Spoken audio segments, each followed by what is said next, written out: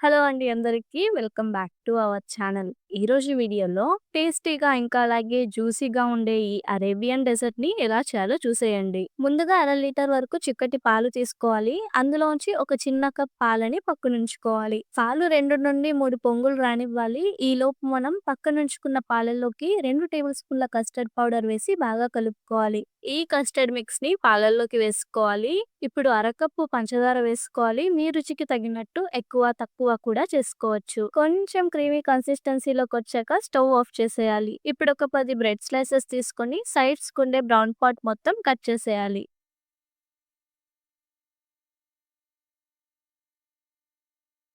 ఇప్పుడు ఒక బాక్స్ ఏదైనా తీసుకొని బ్రెడ్ స్లైసెస్ అరేంజ్ చేసుకున్న తర్వాత పైనుండి కస్టర్డ్ మిల్క్ వేసి పైన కూడా బ్రెడ్ స్లైసెస్‌ని అరేంజ్ చేసుకోవాలి. మిగిలిన కస్టర్డ్ మిల్క్‌ని మళ్ళీ పైన వేసుకోవాలి. చివరిగా మీకు నచ్చిన డ్రై ఫ్రూట్స్‌ని చిన్న చిన్న ముక్కలుగా కట్ చేసి పైన గార్నిష్ చేసుకొని 2 హార్స్ వరకు ఫ్రిడ్జ్‌లో చిల్లవ్వనివ్వాలి. అంతేనండి. ఎంతో టేస్టీగా ఇంకా అలాగే జ్యూసీగా ఉండే ఈ సింపుల్ డెజర్ట్‌ని మీరు నిమిషాల్లో చేసేయొచ్చు. ఇలాంటి మరిన్ని ఇఫ్తార్ రెసిపీస్ కోసం మన ఛానల్‌ని ఇప్పుడే సబ్స్క్రైబ్ చేసుకోండి.